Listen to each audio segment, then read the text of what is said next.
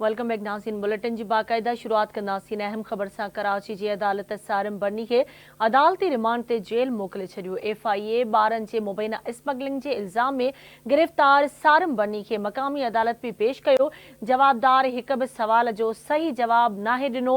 FIA जे वकील जो चवणु हुयो जवाबदार जे ट्रस्ट जे हवाले सां बैंकुनि खां मालूमात तलब कई वई आहे। वकील FIA जो चवणु हुयो अदालत FIA जे वकील खां पुछाणो कयो त ॿारड़ी हया जी केतिरी रक़म वरिती वई आहे। ॿारड़ी खे हंज वठंदड़नि खां $3000 वरिता विया आहिनि। FIA वकील इहो जवाब ॾिनो। हिकु भेरो ॿीहर अव्हां खे आगाह कयूं पिया। ब्रेकिंग न्यूज़ आहे। कराची जी अदालत सारिम बर्नी खे अदालती रिमांड ते जेल मोकिले छॾियो। FIA ॿारनि जे मुबैना स्मगलिंग इल्ज़ाम में गिरफ़्तार सारिम बर्नी खे मक़ामी अदालत में पेश कयो। जवाबदार हिक बि सवाल जो सही जवाब नाहे ॾिनो। FIA जे वकील जो चवणु हुयो त जवाबदार जे ट्रस्ट जे हवाले सां बैंकुनि खां मालूमात तलब कई वई आहे।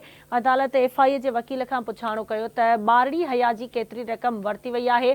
ॿारड़ी खे हंज वठंदड़नि खां $3000 वरिता विया आहिनि। FIA वकील इहो जवाब ॾिनो।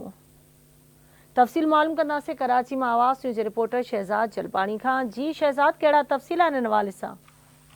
जी बिल्कुल। अॼु सुप्रीम कोर्ट में जुडिशियल मैजिस्ट्रेट ओभर की अदालत में सारिम बर्नी के इंसानी स्मगलिंग वारो केस हुयो।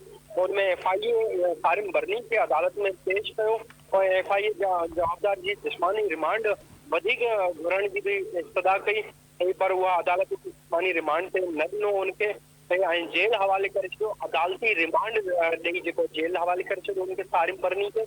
ऐं वाज़े रहे त वकील FIA अदालत में ॼाणायो त ॿारड़ी हया खे सुप्रीम कोर्ट लावारिस करार ॾेई छॾियो हुयो ऐं ॿारड़ी जी माउ अफ़शीन खेसि मदिया नाले औरत खे विकिरो कयो हुयो ऐं पोइ उनखां पोइ मदिया छोकिरी ॿारड़ी खे बुशरा नाले औरत खे विकिरो करे छॾियो हुयो।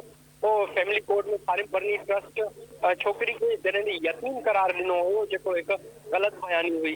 FIA जे वकील जो चवणु हुयो त जवाबदार जांच में सहकार न करे रहियो आहे। सवाल जा हिकिड़े बि सवाल जो जवाब न ॾिनो अथसि जांच में। त जेके भी उनका जेका जांच रिमांड दौरान जेका जांच कई तो उनमें सवालनि जो जवाब भी नथो ॾे। FIA जे वकील जो चवणु हुयो त वधीक मुतासिरनि जी बि सुञाणप थी रही आहे। 2 खां वधीक माण्हू जेके आहिनि मुतासिर आहिनि, उन्हनि बाबति जांच हले थी पई। FIA जे वकील जो चवणु हुयो त जवाबदार सारिम बर्नी जेको आहे सहकार न करे रहियो आहे ऐं जवाबदारनि जे ट्रस्ट जे हवाले सां बैंकनि खां बि मालूमात वरिती कई वञे। अदालत FIA जे वकील खां पुछाणो कयो त ॿारड़ी हया जी केतिरी रक़म वरिती वई आहे। तंहिं ते छोकिरी वकील FIA जो चवणु हुयो त ॿारड़ी खे हंज वठण लाइ जेको आहे $3000 वरिता विया आहिनि, जिन्हनि खे हंज ॾिनो वियो ॿारड़ी खे ट्रस्ट पारां। उन्हनि खां $3000 वरिता विया हुया। अदालत पुछो त उन्हनि जो को सबूत आहे त उहो ॾियो। जॾहिं त FIA जे वकील अदालत में चयो त नंढड़ी ॿारड़ी जो केस आहे, इनखे इन कैमरा ट्रायल कयो वञे, यानी खुफ़िया इनजी जेको आहे सो उहा ॿुधणी कई वञे।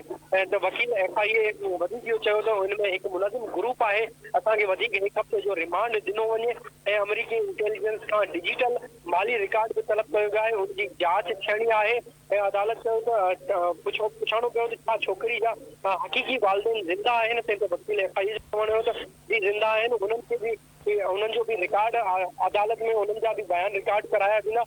वधीक अदालत इहो पुछाणो कयो त छा तव्हां उन्हनि खे बि जांच में शामिल कंदा। तंहिं ते जांच बिल्कुलु उन्हनि खे बि जांच में शामिल कयो वेंदो। वाज़े रहे त सारिम बर्नी जे अदालत में पेशी खां पोइ मीडिया सां ॻाल्हि ॿोल करे चयो त मूं ते इल्ज़ाम हणण वारनि पाकिस्तान वारा जेके आहिनि उहे पाकिस्तान खे बदनाम करे रहिया आहिनि। FIA पारां लॻायल समूरा इल्ज़ाम जेके आहिनि उहे कूड़ा आहिनि। मूं जेको बि कमु कयो आहे उहो ॿारनि जे मुस्तक़बिल खे बहितर करण लाइ कयो आहे। जुडिशियल मैजिस्ट्रेट ओभर जी अदालत सारिम बर्नी खे अदालती रिमांड लाइ जेल मोकिले छॾियो आहे। ठीकु आहे, मुंहिंजी महिरबानी शहज़ाद अपडेट करण लाइ।